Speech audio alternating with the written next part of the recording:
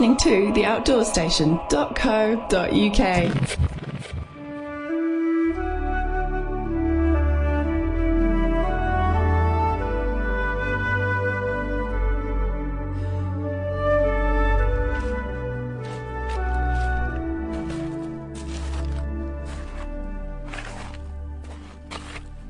Hello, welcome to another, hopefully, new series of travelling podcasts up here in Scotland. I'm up in Ullapool at the moment. It's literally the last couple of days of April, going into May, and I'm on the campsite at Ullapool, the Broomhall campsite, which is right on the shores of Loch Broom. As you can hear, I'm on a stony shore at the moment. And for the end of April day, there's a slight breeze, but being very, very fortunate, the gods have shined on me once again, and I'm blinking in the sunshine and can hardly see a cloud in the sky, although the weather forecast tells us that that is a figment of our imagination and will be changing shortly. So, what am I doing? Well, I'm doing part of the Cape Wrath Trail with Lee Wells, a buddy of mine, which regular listeners will know. I made friends with initially several years ago in the TGO Challenge, and we've kept in contact ever since, trying to do a bit of a walk each year. And Lee's going on to do the TGO Challenge after this walk. And it's a bit of a warm-up for him, also extending his holiday break, and also enables me to get away from the office for a few days, about a week I think I'm planning to be away, and enjoy Scotland at its best, which is, if the weather keeps like this, will be absolutely fabulous. Glorious weather if we can, expecting a bit of rain and obviously a bit cool, but if it keeps like this, we'll be more than happy. So from Ullapool we're heading due east, past Loch Achel, if I've got that name correct for the Scots listeners, up Glen Achel to, let's have a look, Darg Bridge, by the woods there, and we're camping tonight, all being well, by the side of the river, where the confluence joins there between the two of the rivers coming down. We're taking it fairly easily. This isn't a sort of a long distance challenge. This is hopefully 6-7 days walking the 90-odd miles up to Cape Wrath, past the Sandwood Bay, which we're very much looking forward to. In fact, we're walking up past it and then coming back down again before we pick the bus up back to Inverness, and I head home and Lee starts the challenge.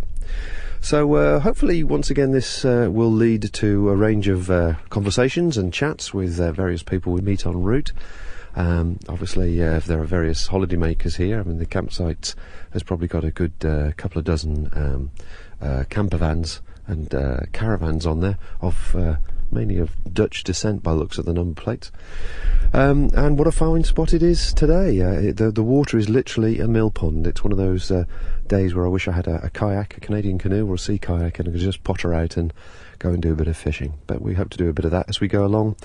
Anyway, so I'm going to stop this now and go and collect Lee from the campsite, find out where we're going today, and gently get into it. But looking forward to a gentle stroll, and we'll have a chat with you as we go along. As always, I'm trying out new bits of equipment, or equipment that's just been released, such as the Go-Lite Shangri-La 3, which is my tent of choice this time, and I've got the new Go-Lite Adrenaline 20 sleeping bag as my sleeping system. But I'll go through the rest of the list of the gear and so on as time allows, and explain what I'm doing and how I'm doing it as each day goes by. So if you're sitting back and listening to this, hopefully we'll have a bit of useful information if you're ever considering doing this trail, which I'm told by numerous people is one of the most beautiful trails in Scotland. And also, if you're sitting in the office or whatever, seeking some escapism, I'll try and describe my surroundings and the landscape as best I can. So I'll catch up with you soon.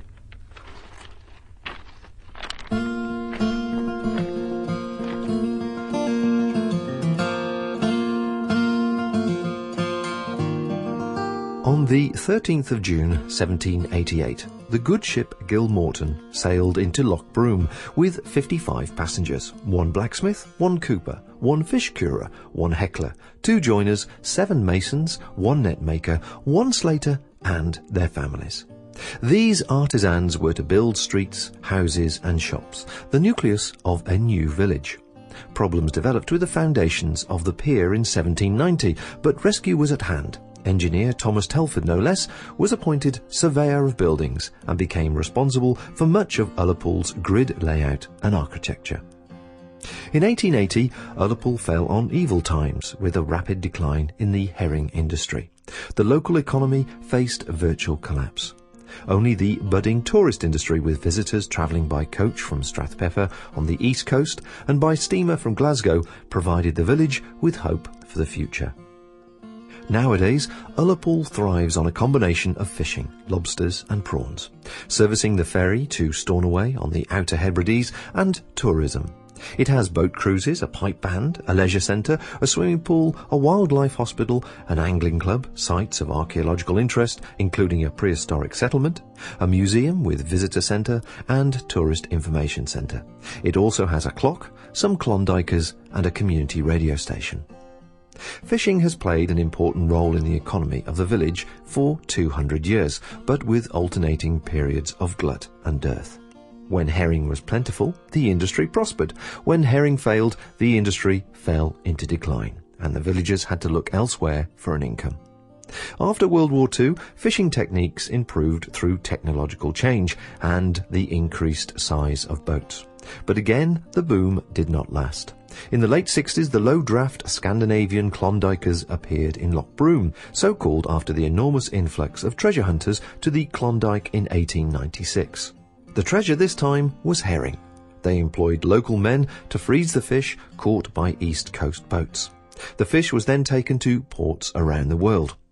Herring again declined in 1975, but news of the nutritional value of mackerel brought them to the fore. The Klondikers struck again. Loch Broom was filled with anything up to 70 Eastern Bloc factory ships.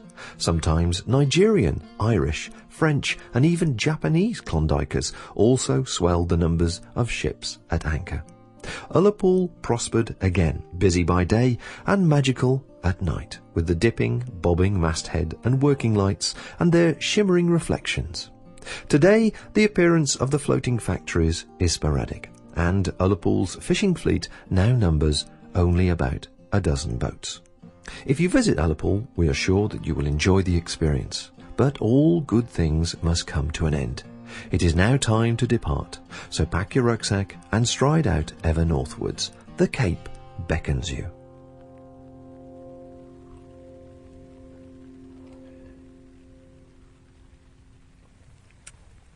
Well, good morning. The start of day 2. And why didn't I do anything else during day 1? Well, it's quite simple, really. The day started off unbelievably. Picture postcard, blue skies, glorious sunshine, a cool breeze, but it was just wonderful. So much so that Lee and I lazed around in our tents longer than we originally intended, and eventually dragged ourselves out of the campsite about 9:30, 10 o'clock-ish, which wasn't quite the early start that we'd sort of initially anticipated. But when those moments happen, you tend to sort of try and make the most of them. And we got 100 yards up the road into the first outdoor shop, as you do. Most people who are into the outdoors will know you never pass a kit shop without just having a check, just to see if they've got any bargains. And sure enough, they'd got something that I've been curious about trying for this trip and never got round to buying because I didn't have anyone that stocked it near me, and that was some Paramo, a Paramo Valise smock. So I succumbed. I got the plastic out and got myself a Paramo Valise smock, and I thought, well, it'll be a good test really to see if they're as good and flexible as people say they are, being a sort of smock that you can wear virtually all the time, obviously windproof, but completely waterproof as well, due to the push-pull system and so on of the material. So with my new purchase, we headed out of town, and we started to get up to Loch Damph, heading east. And within about, an hour, 2 hours, the rain started. And it was, for people in Scotland who have been, they'll know, it's that in-your-face, with the wind, continual doesn't let up, just a steady, starts as a steady drizzle, and then just gets into a steady pour of rain. And that pretty well kept up for the rest of the day. We did, when we finally got to our camping spot, once we passed the bothy, we kept going for a bit more, past another lock. We come down to a confluence now of the rivers. And Lee clocked it that we did 27 kilometres yesterday. And I must admit, I hadn't realised I hadn't been out and done any great distances for a while, because when we eventually got here, I was shattered. Absolutely shattered. So I was really, really grateful for put the tent up, get the food on, crawl into my sleeping bag, and enjoy a meal and just slowly get myself together. But I'm sure you're asking, how did the smock turn out? Well, I'm very, very impressed. All I wore was a long sleeve Montaigne base layer and this Valise smock, expecting to change at some stage during the day. But I didn't need to. It kept me beautifully insulated in the sense that I was warm without being sweaty. And it certainly did bead the water. The water came pouring down from every area of the sky, and there wasn't the slightest bit of problems. In fact, Lee was quite envious of my newfound purchase, because he was forever sort of stopping and starting and pulling hoods up and so on with his normal waterproofs. So day one, the Valise smock passed the test, and it's a very comfortable, very quiet material. So any more comments on that, I shall bring it forward. But certainly very, very impressed, and certainly glad I bought it. I've already got the waterproofs and stuff with me, but I wanted to try something a bit different if I could, just to talk about on this trip. Now, getting to the camping area was pretty hard. Lee and I again were talking that, excuse me, I have more coffee. Lee and I were saying on the way that you look at the map in Scotland and you see the contours change and level out down towards a river, and you think, oh, that'll be a lovely spot, should be just right. We'll see the morning sun or the evening sun, whatever it might be. But chances are when you get there, it's boggy, or if it's not boggy, it's very tussocky, or it's full of stones and rocks that have been brought down over the years, down the stream and so on, and spread around the area. And it's very, very hard to find a nice, level-ish, short grass area, which is big enough for a couple of tents in such a large area. But we managed to find a spot. We had to do a few extra miles to do it, because the initial places at the end of the loss there we thought would be ideal certainly weren't. And we also would read somewhere that if you didn't cross that river, if it was in spate during the night, then you might have difficulty crossing it. So we carried on, and as I say, camped now by the confluence. Now, the Shangri-La, which I'm using, is copious. It's a huge amount of space for one person. And just to let you know what I've done a slight bit of adaptation on it.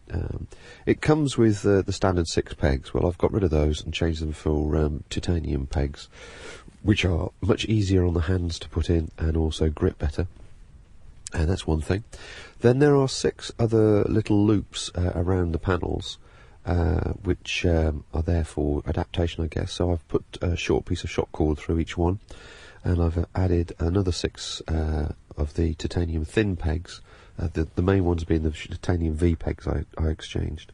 So these ones are the 6 thin pegs, or 5 rather, and the spare peg is for holding the door open. Now the door thankfully has been altered from the hex, and they've got an additional adjustable tab on the door, which means now that you can actually open the door as far as you like, put the tab over the top of a spike of an inverted pole, or a couple of poles, and then with a bit of shock cord, a bit of guy cord, a Dyneema in my case, a 1.5mm Dyneema, you can peg it out, and you get yourself a nice big windbreak, as well as protection for the door area, to do some cooking under. And talking of which, the other bit of adaptation I've done is... I must mention this. I spoke to somebody the other day The new poles on the Shangri-La are different from the old ones. I don't really like them. I must admit they've got these this sprung-loaded popper that goes up in sections of about a couple of inch each section, and naturally it's very, very difficult to, in a wind and the rain like it was last night. You can't be bothered with faffing about with trying to get it into the particular section, but you have to for the pole to obviously stay clicked in place and erect. And I was speaking to somebody before I came away who was saying that they were having a problem during the winter period of the pole sinking into the ground, which is understandable because you put the pole up, you pull down the tension, the wind and rain batters the tent during the night, and sure enough the pole will sink into the ground a bit, which of course then in turn makes the sides flappy. I suggested just very, very quickly, because I used to ride a motorbike side stand support. These are little, usually round or slightly oblong plastic hard discs, which have a cup on one side where the motorbike side stand sits in, and on the base is usually indentations, a rough area, so the bike doesn't sink into warm tarmac. So I happened to mention this to this person I was chatting to, and I forgot to get one myself before I came away. And while we were at the campsite, I said to the warden there, I said, "Is there a bike shop in town?" And I explained what I was after. And he said, "Oh, interesting you should say that. I've got a handful of these. People keep leaving them from the campsite."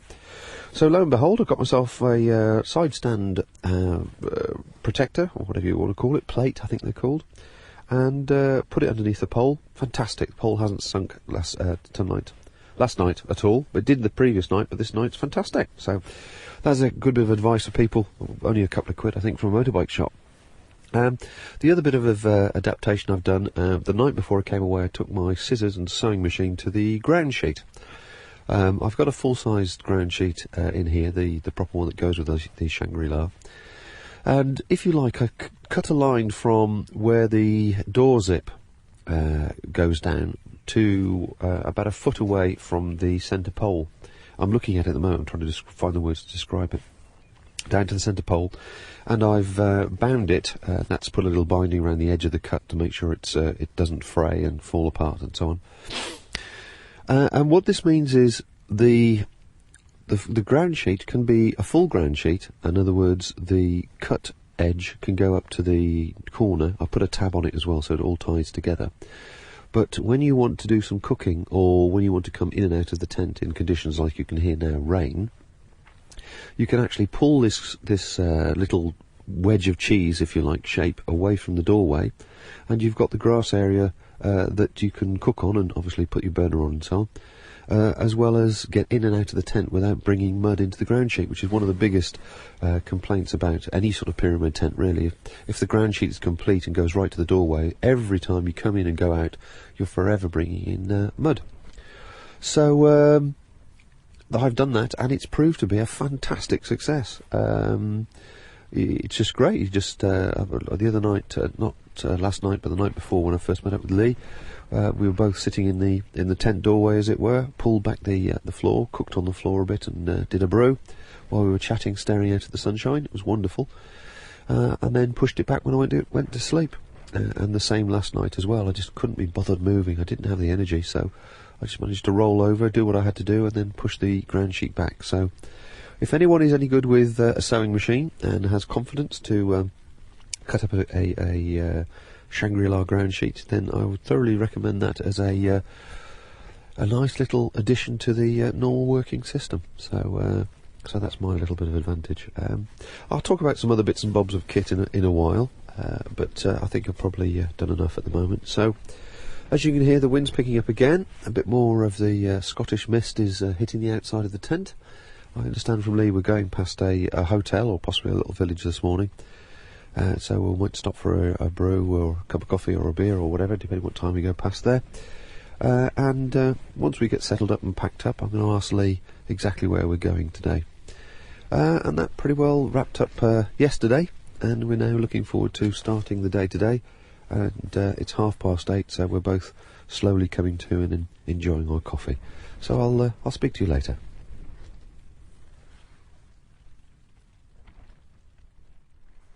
Well, we've decamped now, and we're just about to hump the rucksacks on, and Lee's sitting here, or standing here with me, dressed in waterproofs. Of course, I've got my new valise smock on, which is very comfortable and very nice. And we're looking at grey skies again, Lee. Yes, I'm afraid so, Bob, but there's a little bit of sun in the horizon. Bursting through occasionally. It was a bit disappointing yesterday, wasn't it? Rather wet, yeah, to say the least. It was a good sort of 5.5 hours worth of wet trudge. Yeah, a good hard day. Yeah, just what you need. Yeah, exactly. Well, we're going past a hotel, I understand, this morning. What, in a couple of hours' time, do you reckon? Yes, the Ullapool Bridge Hotel. Yeah, about 5k down the track. Yeah, get a bit of breakfast there or something, do you think? Yeah, and some liquid refreshment, hopefully. Okay, excellent. And then how far we got to go today, and where we're going to end up, do you think? Possibly about 20k and end up at Loch Alsh if we can find somewhere to pitch. Excellent. Good luck. I look forward to that. And when we were on established tracks all the way, really, aren't we? Sort of a Land Rover track or even a metalled road in some places. Yeah, it's all good tracks today all the time. Yeah. The Cape Wrath Trails, most of it is on good tracks, to be honest. Is it? Yeah. I know yesterday when we came past the body, there's a crew from the Mountain Bothers Association working in there, and they were doing a grand job of replacing some of the glass and stuff, and it was nice to sit down for 5 or 10 minutes and dry out and steam in front of that fire they had going. Yes, yeah, as a member of the MBA myself, I thoroughly enjoyed it, watching my party fix the bothy. Yeah. It's a shame you didn't stay there. It would have been warm. Yes, it would have been nice, wouldn't it? But there you go. I think we would have ended up being labourers though if we'd stayed. Yeah, it's easier to put the tent up in the rain, I think, than stay there glazing. Brilliant. And how are you pleased? You got your new pack now. That's the first time I've seen you use it. You pleased with that? Very pleased. Yeah, it's one of the most comfortable packs I've worn. Which one is it now? It's a Gossamer Gear Mariposa Plus. Yeah. And see, that was the one that Colin was using last year. Yes, wasn't it? Colin using it last year. Yes, but without the hip belt, he didn't. But I'm fully loaded with the hip belt and the sponge in the pads, and it works very well. Oh, good. Excellent. Well, hopefully we'll touch base and have another chat as we go through the day and have a bit more to talk about. But at the moment, as I say, the cloud level's down fairly low. It's fairly grey and dark. But being Scotland, anything can happen in the next half hour. Certainly can, and it will. Yeah. It will. Plan for the worst, hope for the best. Yes, that's it. But hopefully the valise will hold up just for today. Yeah. Well, it did a grand job yesterday. So we'll get down to the hotel and I'll have a coffee or something else when we get there. Yeah, bite a bitter. Can't wait. Lovely.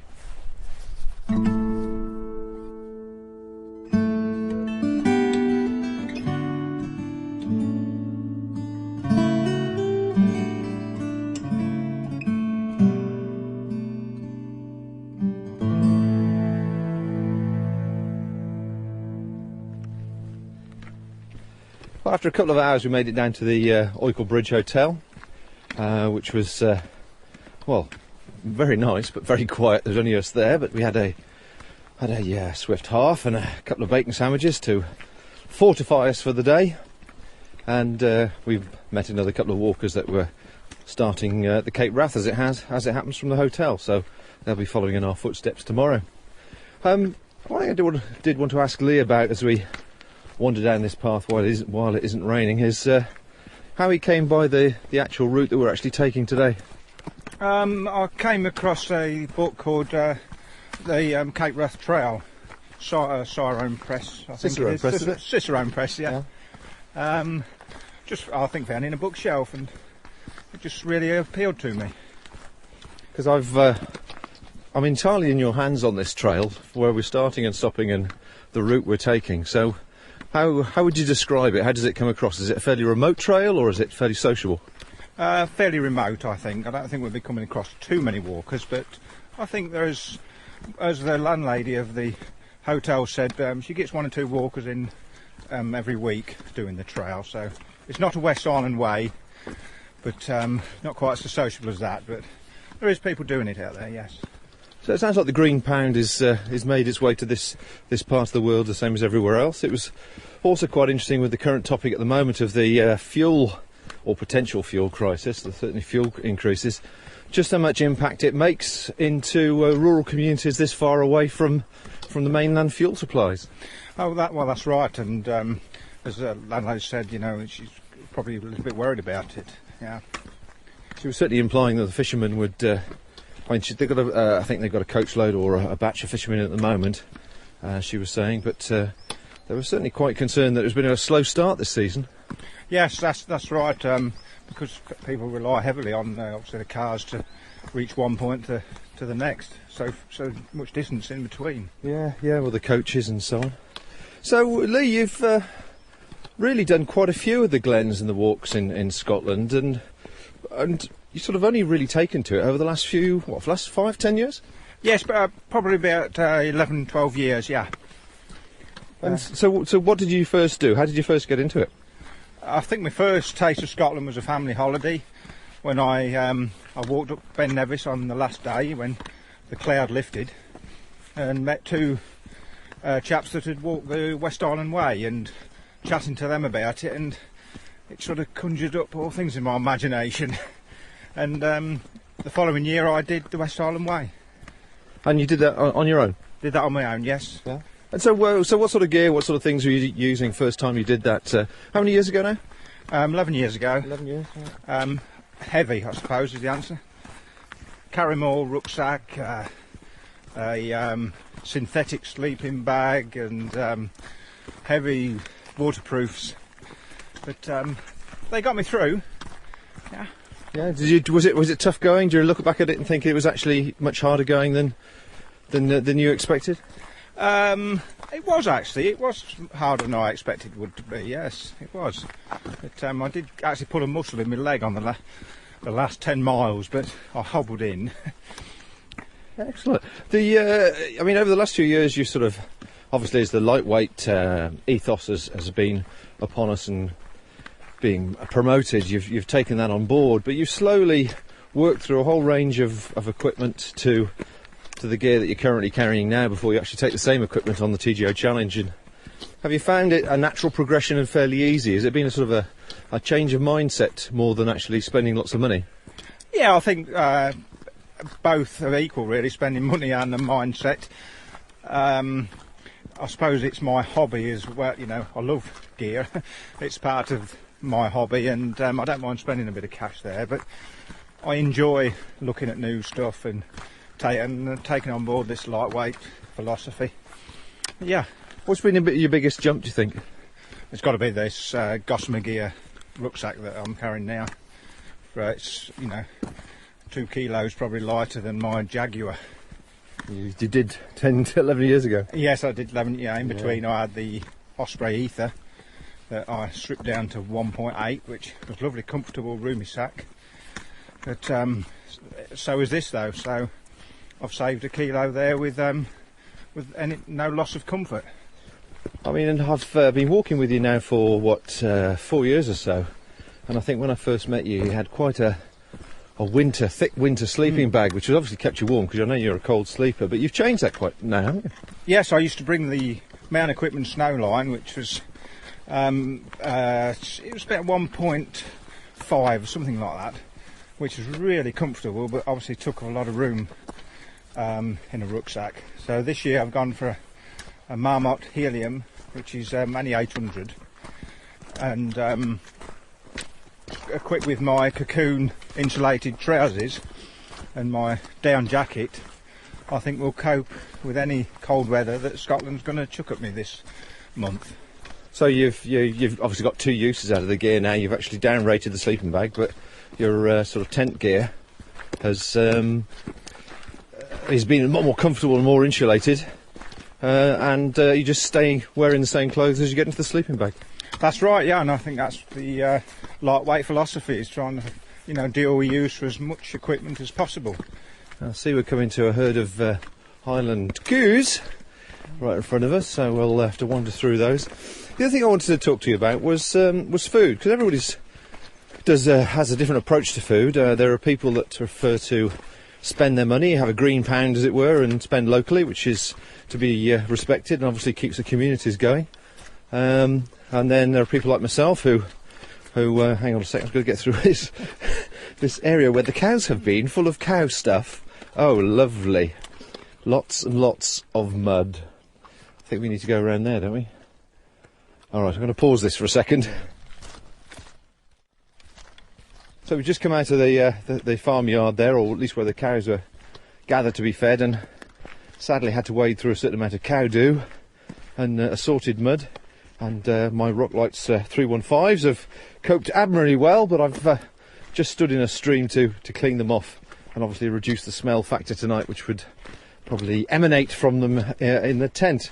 Now, before we got to the cows there, we were talking about food and the fact that we're the sort of people that we cook and dry our own meals.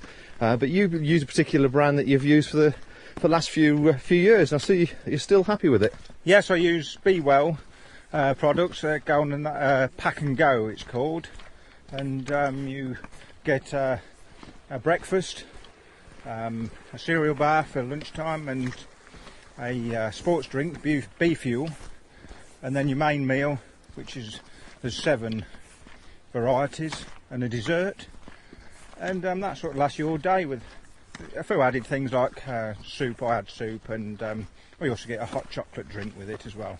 But I mean, for value for money, you get quite a lot of calories there, and it's not that bulky or heavy an item, is it? No, it's only about 700 grams, and if you buy 7, I think you got 7 for £45, which is not bad. So that's 7 days worth of food? Yes, 7 packs, yes, 7 days worth. Yeah, I mean, food is an expensive item. It's also a heavy item, isn't it?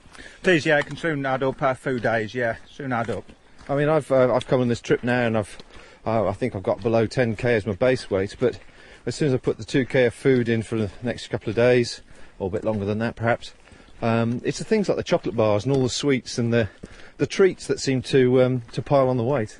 Well, that's it, yeah, they're on the weight on your back and on your stomach as well. but the key to it, as we're both doing, is to send parcels on and pick them up as you go along, and I do that on the TGO challenges as well as we're doing on this trip as well, both of us.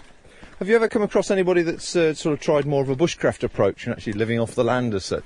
No, I can't say I have, no. I think you with your bush buddy and Colin is on the TGO challenge is probably the nearest I've come to it.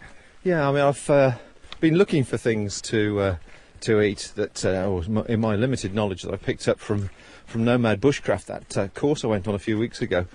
And certainly there ain't an awful lot up here in this terrain. I mean, we've certainly had primroses and primrose leaves you could eat, and dandelion leaves, but beyond that there's been very little sort of local food, as it were, grown food that one could use. I mean, certainly the rivers offer the potential of fish, although obviously you need to have the appropriate permissions and licenses and so on.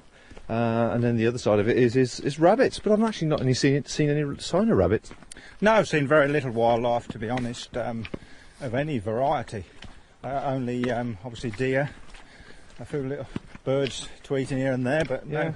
No eagles. I did on my first day see a bird of prey, but being not very good in that area, I don't honestly know what it was. Well, this morning we heard cuckoos, and I heard my first skylark of the year, which was a lovely sound. Sadly, it had gone before I turned the recorder on.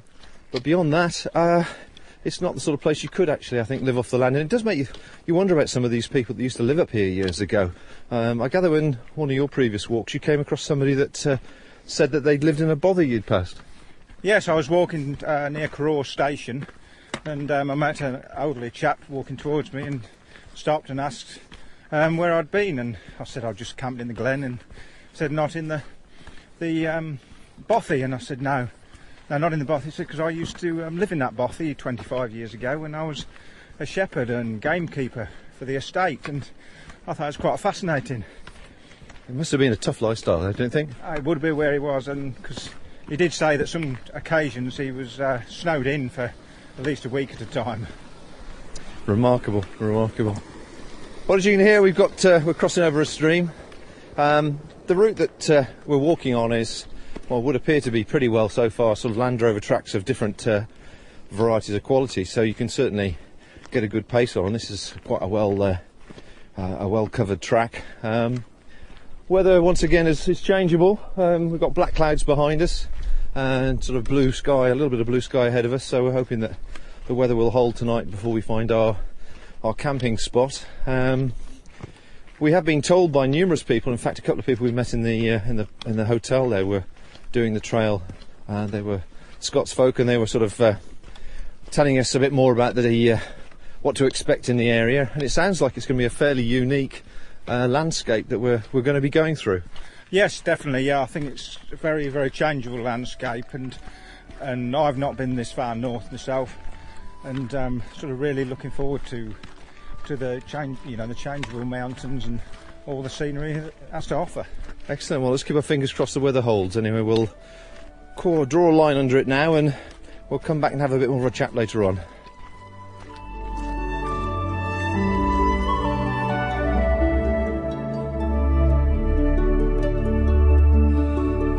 Thanks for joining us on this part of the trip. Excerpts were read from the Cicerone Guide North to the Cape, which is available from cicerone.co.uk. Join us next time as we move closer to our goal, walking through some of the most spectacular and remote scenery in the UK on the Cape Wrath Trail.